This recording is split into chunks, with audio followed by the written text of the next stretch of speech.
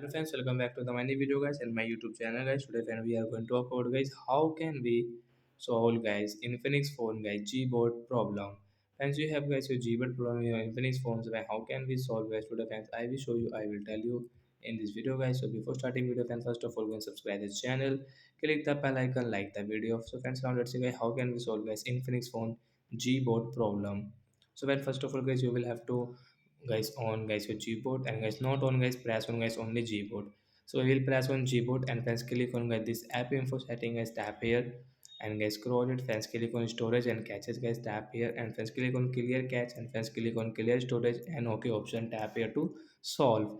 Friends, your Gboard problem will solve guys. Now you can use guys your phone Gboard guys without any problem guys. You can see guys you can additional setting. Friends, you can see guys your all set Gboard guys tap here to set up guys your Gboard. So friends, you can see guys your languages guys you want to change, so guys you can change.